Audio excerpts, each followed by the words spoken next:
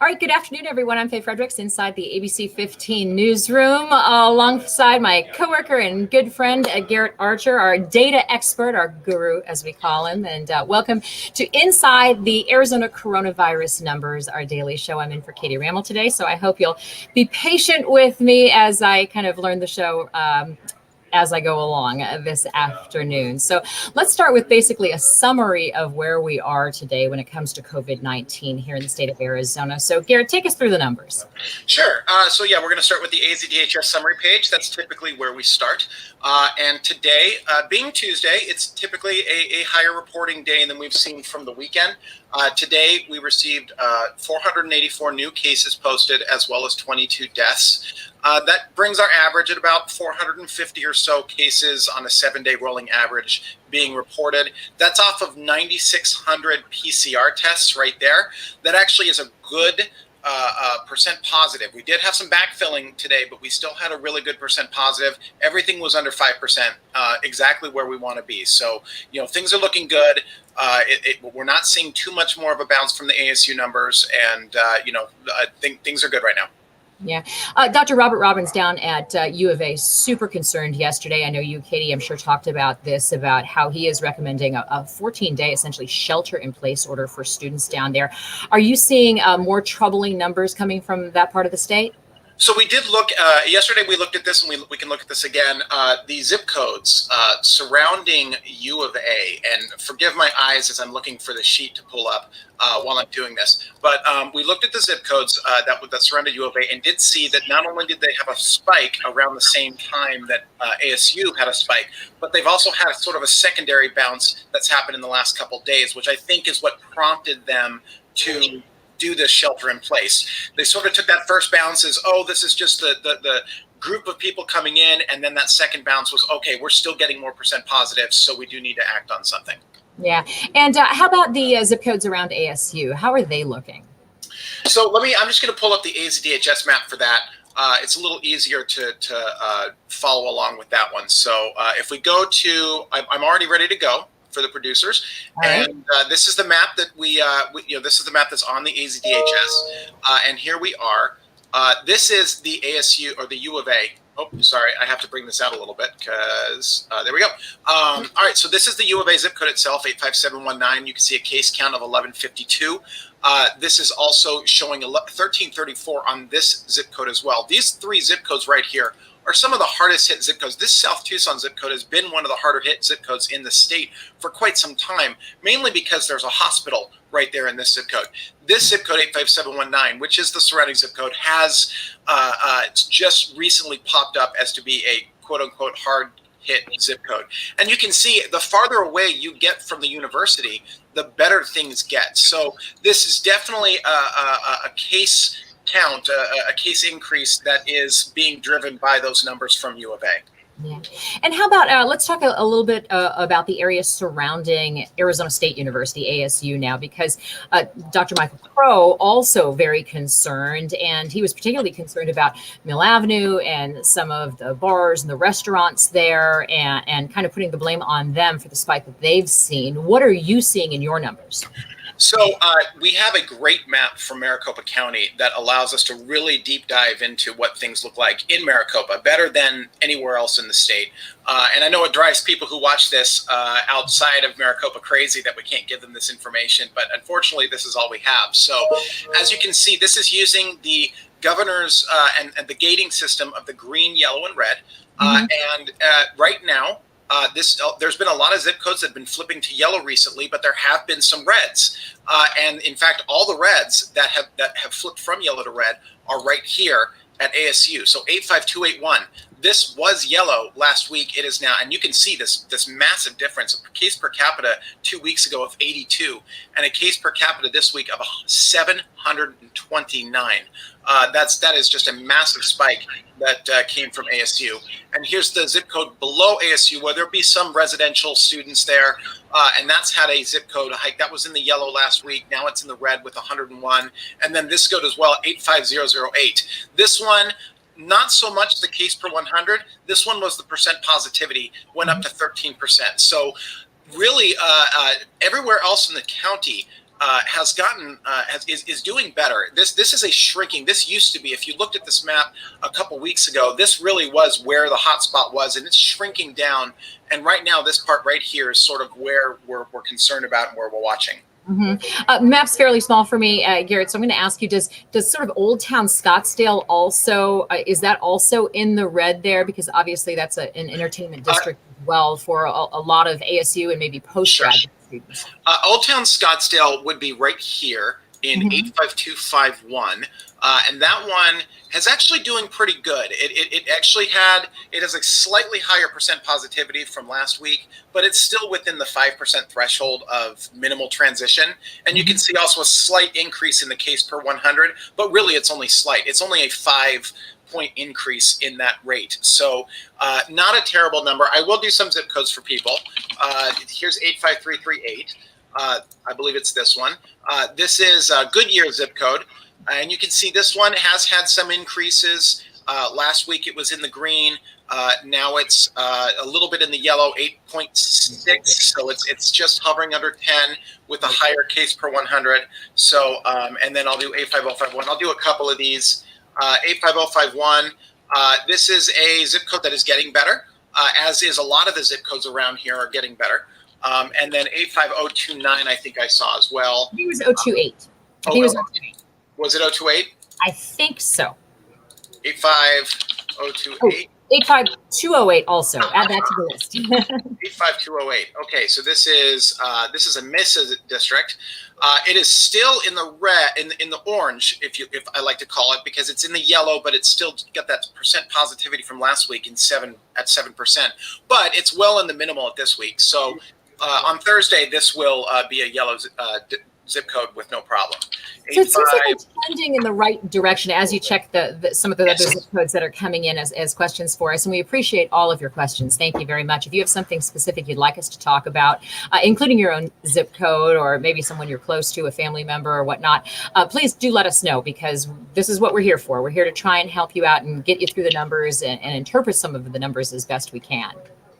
So, most of these zip codes are trending in the right direction. There are a couple that are not, and that's I think we just saw one, 85297. It was right here. You can see last week, 2 weeks ago, it was a minimal zip code essentially, and then it had a case per 100 of 22. So there was a slight bump in that zip code, but for the most part, you'll see, and as you look through this, you'll see that most of the zip codes, especially the outlying zip codes, have been trending in a downward direction for the most part. What are the trouble spots that you're seeing? We talked a little bit about the two big universities in the southern part of our state. Generally, what are the other trouble spots you're seeing, and is there anything to account for that, do you think? Well, the general trouble spots, as you mentioned, have been the universities. Flagstaff is seeing a bump. And we talked about U of A and ASU already. The only other real place that's still on the radar for not just us, but for the federal government is Safford over in Graham County. It's trending better, but it's going down at a slightly lower rate than a lot of the other places. So these are areas that are still of a little bit of concern. But again, we still seem to be coming out of it at this point. We haven't seen any jumps from Labor Day weekend. It seems that most of the zip code data is contained for ASU, U of A. We're not seeing incredible jumps in the state numbers for those quite yet. All the hospital numbers are at record lows right now. So in general, like I said, things are still very good.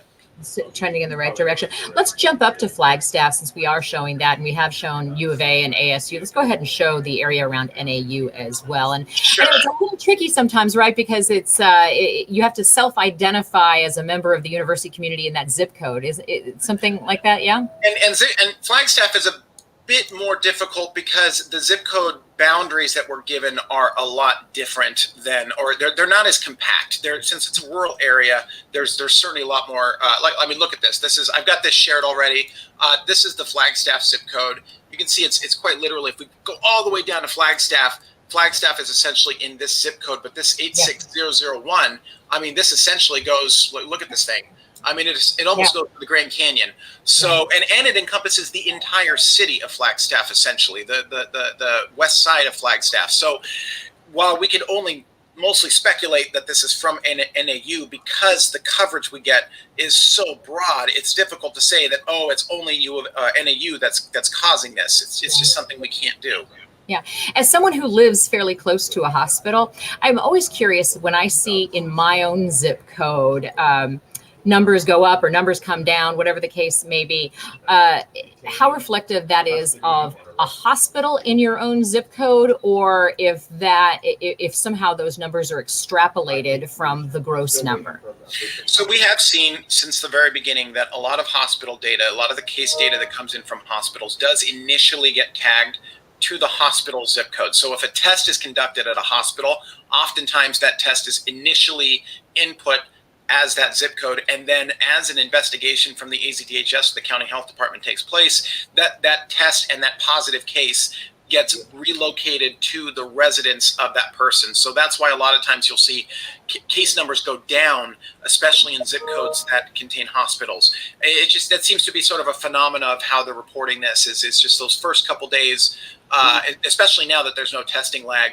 First couple days, it pops up in that zip code with the hospital, and then it disseminates out to outlying zip codes and others. Yeah, and for people who are joining us online right now, I would love to hear if you have had problems getting a test, if that continues to be something of an issue. Anecdotally, I've heard people say, well, if you're looking for the rapid response test, sometimes it's not as easy to get as it may seem. So if you've had trouble, please share with us, because this is how we gather information as well, and we can pursue those stories as well here at ABC 15. So it's always interesting for us to hear. Please do share your experiences if you're comfortable doing it with us. I also want to talk a little bit about, Garrett, when we talk about the Monday lag, and you and I, off camera, have had this conversation about why that is. And it's a pretty simple explanation, but it makes a whole lot of sense. So would you explain it again? Yeah, so the Monday lag it comes down to administrative staff that, the AZDHS, most of those are 40-hour-a-week employees, and they're not doing the same amount of case investigation that happens on a weekday during the weekends. And that also goes for Quest Labs and LabCorp and everyone else that's processing this data.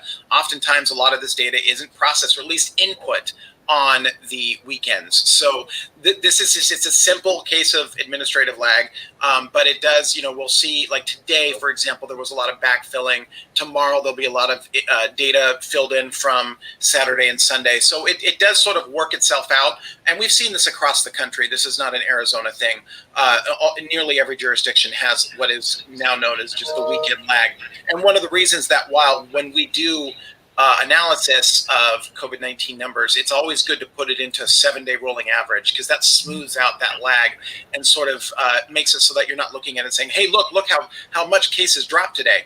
Well, yeah, it's a Sunday, so yeah, of course cases dropped. So it just sort of helps with that situation. Yeah. I know you had been also taking a look at some of the numbers, and one thing that we're seeing that might be a little concerning is the increase among people who are under 20. Talk about that a little bit. So, and this has been, this is something that happened at the very beginning, was we had a lot of case growth in the under 20. And then after that, once the shelter in place started, and especially when the shelter in place was lifted, really the 20 to 44 group really took over and just skyrocketed in case numbers. And for some reason now, especially after, and we can of course attribute some of this to ASU, U of A, and NAU, but now we're seeing case growth being driven more by that smaller that younger demographic. Now, I'm going to try to pull something up really quick to show you that even though there is case growth happening in that demographic, it's still the smallest per capita impacted by COVID-19, and not just by hospitalizations and death, but actually by cases. It has the smallest caseload of any demographic. So let me just share something really quick. Here it is. It's going to take me a second to get there, but I've got to share no matter what. I think it's interesting for a lot of parents, because obviously a lot of schools are opening back up, not all of them certainly, but many schools are trying to move into either the hybrid model or trying to come back all the way. And a lot of sports are moving forward as well. And so, this is something we definitely want to keep an eye on. So this is the graph that shows what the age group categories look like. And this right here, this lower number is the under 20. And as you can see from the very beginning, this under 20 has, and this is a per capita number, this per capita has been much less impacted than these other demographics. This one right here, this top one being the 20 to 44 range. But when you look down at this table right here, you can see that this is the case numbers.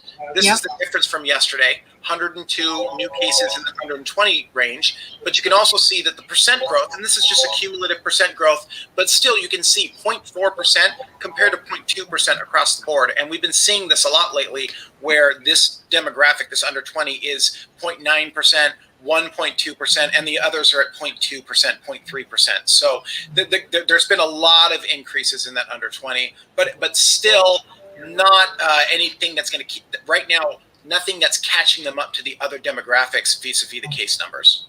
And is that seeming to be holding true across the country as well? Because I believe Dr. Fauci was giving an interview the other day, and he was talking a little bit about the growth, and it sounded like he was attributing some of that to simply summer wrapping up and, getting a little closer back to normal, if we can call it that, in terms of activity that kids would be doing. Yeah, I believe that is the case, that a lot of the growth right now is being driven. And again, when we say growth, it's sort of a subjective term right now, because there's many places in the country where there is no real growth of the virus, but the numbers that are coming out on a day-to-day basis are being driven by the younger demographics right now, especially that under 20 demographic. Yeah. How does Arizona look, big picture, compared to our neighbors and, the rest of the country? That's a great question. And so what we're going to do for that is we're going to go to a site we don't go to as often as we used to, but we're going to go to 91 DVOC. This is my favorite comparative site for the states because it gives a normalized, confirmed by population for the states and really shows us where we are. And here it's a little hard to see. I'll try to, let me just highlight, let me show only the Western regions. Let's see if I can do this. The Western, I'm going to go with just the West right now. And so now we're looking at just our neighbors. And this is, again, by per capita. And you can see at one point, there was no question that Arizona was the case leader of new cases in the Western portion of the United States by far and away. I mean, just look at this compared to the others. I mean, our next closest neighbor was Nevada 56 days ago. And it sort of caught up to where we were right here at 82 days ago. But right now, where we stand, we're on the bottom of the West Coast states, with Nevada, Idaho, leading. Looks like they had a pretty big jump in the last couple of days, but and Utah actually having some increases. But right now, we're pretty much right here with Washington, Oregon, New Mexico. We're on the bottom tier of these states now. Yeah, that's certainly wonderful news for us. And then if you can kind of share the rest of the country, maybe. I know it becomes a little bit busy on the chart there, but it's still pretty, we're obviously the bold blue there. So yeah, we'll go back to everybody. Very well. And you can see, right now you can see there was a time that we were the leader here during our peak, which was just in the middle of July. We were surpassed a little bit later by, I believe that's Florida. Probably, right? Yeah, I'm pretty sure that's Florida. Yes, but as you can see right now, we are on the lower tier. We have been creeping down. It seems like right now a lot of the growth is coming from the Midwestern states. You can see when you look at these Midwestern states, North Dakota, South Dakota, Missouri. I mean, in fact, if you compare us to everyone in the Midwest, we have a better normalized new case number than all of the states in the Midwest right now. Yeah, that's certainly good news. I know a lot of times you and Katie, when she's regularly doing this show, will talk about the R0 number, sort of the transmission rate number. How's that looking for us? Well, let's see. I pulled it up. I will pull it up on sharing. I believe it's at 1.01 today. We're just over 1. Now, I've said before with this is calculated every single day. I have it shared. It's ready to go. I'm going to darken my screen so that it's a little easier to see for everybody. And here we are right here, 1.01 with a range of 0.81 to 1.23. That essentially means that we've talked about the noise that comes with this data point because we're looking at reported cases rather than the epi curve.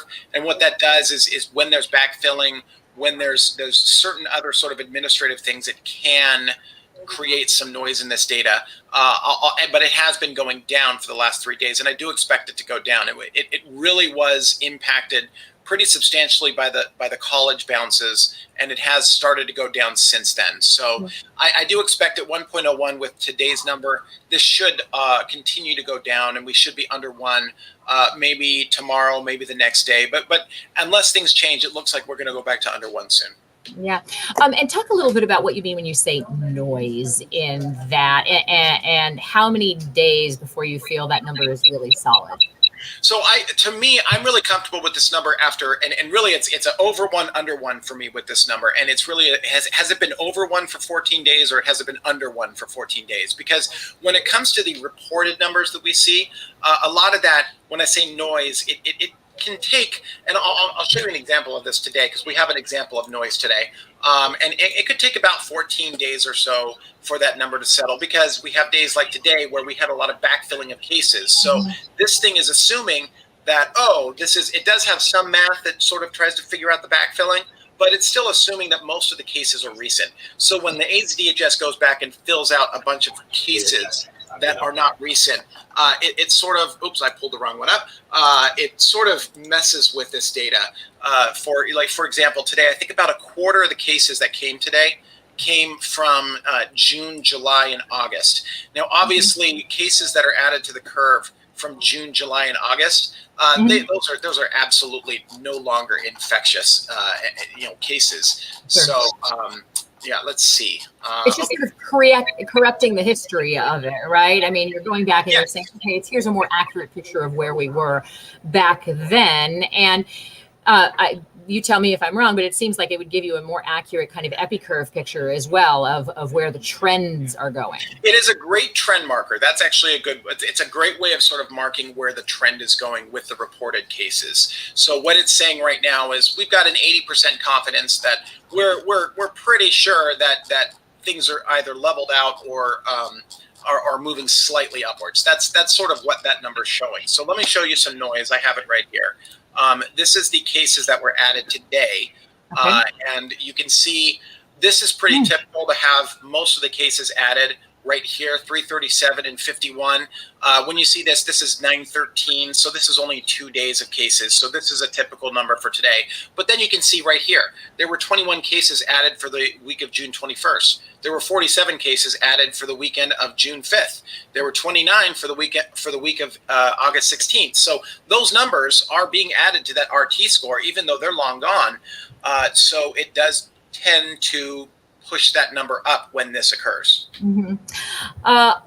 Mike O'Malley. Mike, thanks for writing in. Where will cases eventually bottom out? For example, will the 7-day average be below 200? Obviously, we aren't going to go to 0 cases. That's a good question. I will go to a projection site for that. That seems to be the best way of going. I use the MIT projections for things like this, and I have it ready to go. And this one, let's see what it says on new cases. This is newly infected. And it does say, now this one is agnostic to the confirmed cases. So, but it does seem to think, right now it thinks that the newly infected out there is 1,700. Now that's, again, this has nothing to do with what's confirmed. This is what they think is spreading out there is 1,700. So what this thinks we're going to bottom out right now by November 1st is 653 cases, which would, I mean, if you think about where it is right now at 400, at 1,600, and this is saying this is half that essentially means if you take their projections and what we're actually posting as confirmed cases, that means we could be under 200. We could bottom out around under 200. And as we start talking about November, obviously there's been a lot of talk about flu season. Governor Ducey a couple weeks ago was really encouraging everyone to please get their flu shots, especially this year, because the last thing we need to do is start having a whole bunch of critical flu cases in our hospitals and COVID cases, and also because the symptoms can mimic each other so much. Have you seen any numbers as far as flu cases? Are you tracking that? And what's sort of the intersection of those numbers? Well, I am waiting for the AZDHS to put out some more information on flu data. They have a really good dashboard, but they're supposed to be starting to put out some more information that would sort of allow it to track a little closer to the COVID-19 numbers. For what you're asking, let me see if I can do, this is a good one here. I'm going to share something. This is from the CDC. And it shows us where we are right now. This isn't a projection, but it's something we're going to be watching. So on your question, this is what's going to help us figure out what the difference is with the CLI and the ILI and everything else. This is the syndromic surveillance that the CDC uses. So right here, and I know it's a little hard to read here, but this line right here is the COVID-19 line. So this line, okay. Yeah, this is the COVID-19 line, and this shows, as you can see, back in July 19th, it was up at 10%, and now it's well down under 2%. There is an influenza-like line as well, and this one right here. As you can see, it's sort of leveled off at a very low number, well under under 2%. But you see right here, it has had a slight increase. We don't know what's going to happen. Right now, it's at 0.7. It seems to be staying around there, but this is something we're going to be watching, how these two intersect over the next several weeks, especially as we get into flu season, how these numbers are going to play with each other and what's going to sort of take over. Is COVID-like illness always going to be sort of on top of influenza and sort of cannibalizing some of the syndromic surveillance, or is the influenza-like illness going to start popping up as flu season approaches? Yeah, and hopefully some of the things that we're doing to mitigate COVID as best we can, like wearing masks and trying to social distance and really doing a good job of washing our hands, is also going to help in that situation as well. Yes, absolutely. I mean, it does. We have data that does bear out that at least time sequences of when mask orders were put in and when we would expect cases to fall. Everything did look like it appeared to be on that trajectory. Now, can we only say it was just because of mask orders? We can't. I mean, at the same time, mobility also went down because people were concerned as we were upping our case numbers. Not only did the mask order get in place, but people stopped moving around as well. So sort of it was those two major variables that started bringing the case numbers down. Yeah. One of the things I've heard conversations about and had conversations with people about is, the concept of herd immunity. And as we wait for this vaccine that's in development now in phase 3 trials from a number of different pharmaceutical companies, is the idea of what numbers you have to hit in a population to try and get to some kind of herd immunity. Have you done any research on that? I haven't, but my understanding is it seems to be somewhere from at least to sort of slow the virus. What I've seen in the articles that I've read, I don't want to call it research because they're just articles I've read. It seems that it's around 15 to 30% is the range they're looking for herd immunity. And there are indications, and Maricopa is going to be doing a seroprevalence survey around the state or around the county where they're going to try to figure out what the seroprevalence is in Maricopa County. And that's going to give us a good idea of what the immunities look like here and what, how long it will take us to achieve sort of a temporary herd immunity until the vaccine is reached. Yeah.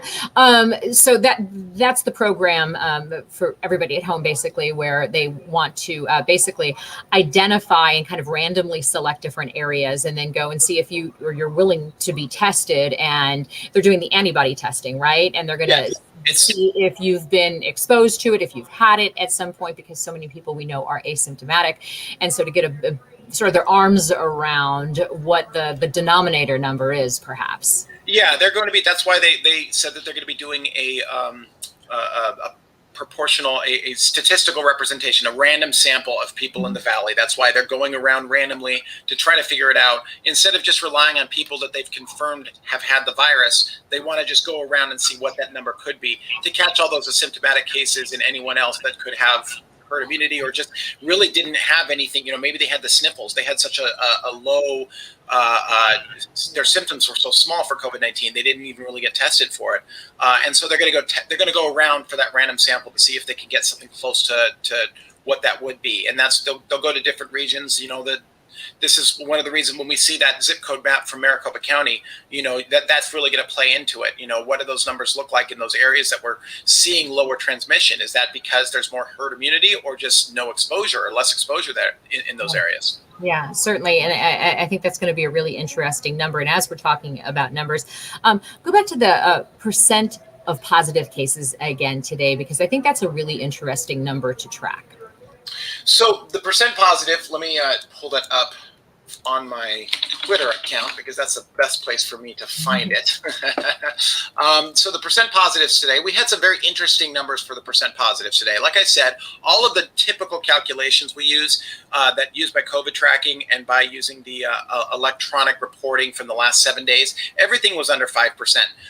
Although, interestingly enough, the serology has gone down too. Our antibody positives used to be in the 15%. Now they're coming into at 7 to 9%.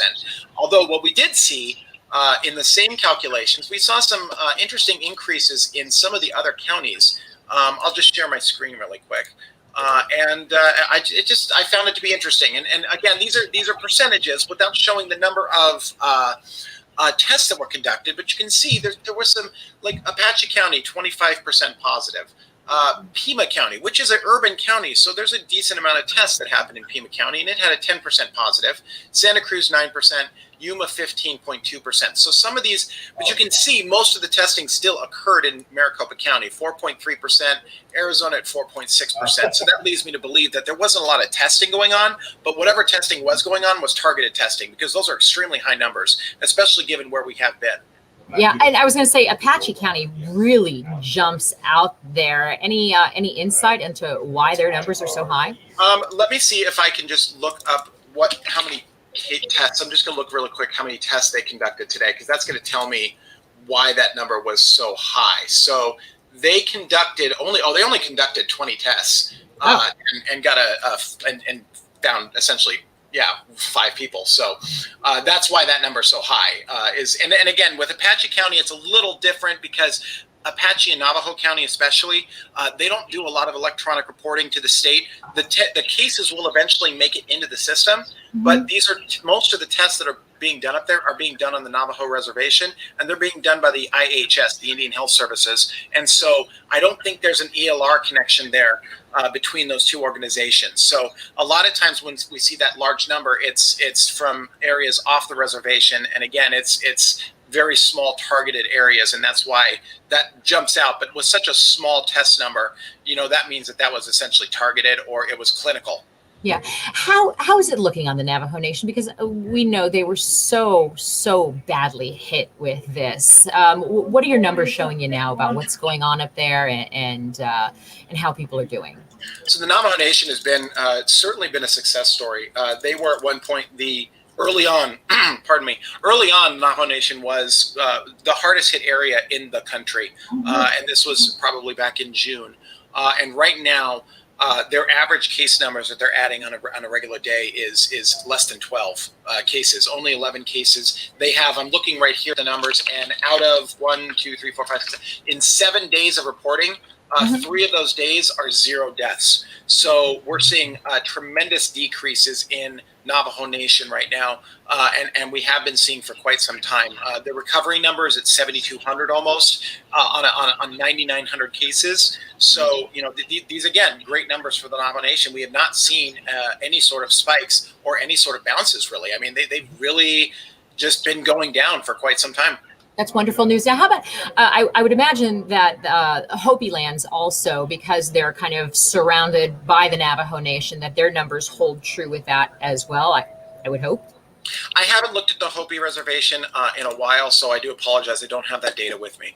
That's okay, no problem. Why don't we, because I'm sure everybody's curious about what's going on beyond Maricopa County around the state, maybe we can kind of just touch on the different counties. And I know you were showing some of the percentages, but the red versus the yellow versus the green, kind of where we are around the state right now.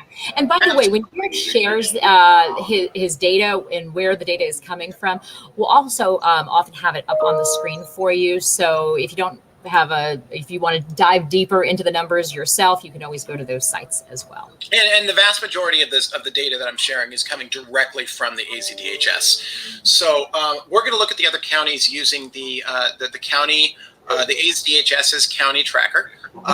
And this updates on Thursday, so we're not expecting to see an update for this for a couple days now. But for the most part, most of the counties outside of Maricopa County are within a moderate transmission. You can see right here, this is Coconino County, the 8% positive, well under 5%, a decrease in the cases per 100, although this could increase based on next week's data as the NAU data comes in. You can see, we'll go to Pima County. We'll start with these. You can see they had an increase in the percent positive, slight decrease in the percent per capita, but still everything's within the moderate. There's only a couple counties left that are still in substantial. Yuma County, and only because they missed the mark by 1/10 of a percentage point, is still in substantial. Unfortunately, that means they have to wait 2 more weeks to be recalculated into moderate. I believe Gila County is also substantial. And you can see specifically with Gila County, this is being held substantial because of this August 16th, which will be removed from the data points on Thursday, and this county should be put into yellow on Thursday. I believe Santa Cruz. Nope, Santa Cruz is good. Is it Graham? Yes, Graham is the other one, and you can see Graham at an incredibly high percent positive. Case per 100, but that also shrunk by also large amounts. So we're expecting Graham to also very likely go into yellow on Thursday. Yeah. And, for so many parents out there, and the school situation has been tough for so many people, my own household included, believe me, I'm right there with you. How is it looking as far as the benchmarks here in Maricopa County? Let's talk about Maricopa County for a moment. So we'll just, Maricopa County, as far as the county itself, has met all of the benchmarks that were set aside by the AZ Department of Education. And this is just the cases per 100 being under 100. The 2 consecutive weeks of percent positivity below 7%, they've made that. And then the 2 consecutive weeks of the COVID-like illness being under 10%, everybody's made that. So the county itself has made those benchmarks. It's when you look at that school dashboard, the one that we show so often from Maricopa County, where you can really drill down and see the certain school districts that might still not be in the percent positive. I think we've already touched on this, but I'll go back to it really quick. Tempe Union High School is a great example. I've got this already ready to go. Right now, Tempe Union High School was recalculated into red this last week with a case per 100 of 198. But you can see they were doing really good last week. Now, why would Tempe Union be recalculated? Well, the answer is because they have, this is city, that's not going to help us any, but they've got 85281 within their boundaries. These two right here, 729 added in ASU, 101 case per 100 added in 85282, a lot of residential areas. So a lot of the school districts, elementary school districts, and other areas surrounding Tempe were kind of thrown into chaos because of ASU's numbers. Districts that would have otherwise made the requirements are basically looking at another couple of weeks of possibly waiting until they get to yellow. And who knows if they're going to make yellow in the next couple of weeks, because it really is dependent upon what happens at ASU at this point. It really goes to show how interconnected all of this is, and how, you may not have, may not be in college yourself. You may not have a student in college, but boy, it could impact you if you're living anywhere around there. Well, yeah, absolutely. And that's the biggest fear that people have when it comes to these numbers at ASU is that what's the social network with the students and the community at large? Is there situations in which we are going to have transmission outside of ASU, or is this self-contained? And that's kind of the biggest worry, and one of the reasons why U of A would have put that shelter in place in order. Yeah. So looking ahead, as we have up on the screen here, what numbers are you watching for the week? So as always, we always watch the emergency room numbers, the hospitalization numbers. Record lows last week, but it's always something to watch no matter what. You can't keep our guard down on those emergency numbers. So watching the emergency numbers, watching the CLI, that CDC dashboard that I showed you, and just really waiting for Thursday, because Thursday is really going to tell us a lot, because we don't really get to see the internals of Maricopa County until Thursday. So really looking forward to that as far as what we're going to be going ahead and hopefully seeing what's happening in Maricopa County. Yeah. If you had a headline for the day and the week so far, what would it be? I would say if I had to put a headline on for the day of the week, it's like everything, things are looking good. Okay. Unless you're on a college campus. Okay. I mean, it's really being driven or in a neighborhood surrounding a college campus. A neighborhood surrounding a college campus. So, it's really that all eyes are on ASU, U of A, and NAU right now. In fact, that's a better headline. This URL is, if you do need to get a COVID test, this is the URL you can go to schedule a COVID test and see if you have the symptoms. It's that doineedacovid19 test.com. Yeah. And there is also free rapid testing going on, I believe in Maricopa County specifically, and I think Phoenix even more specifically than that. And that is happening this week. And maybe we can get that site up on the screen as well. I will look for it myself as well, but it might take me a few moments. So that was inside the Arizona coronavirus numbers. Garrett, thanks for putting up with me today. My good friend and colleague, Katie Rammel, will be back with you tomorrow. So thank you for taking me through the numbers, and the rest of us watching online with you as well.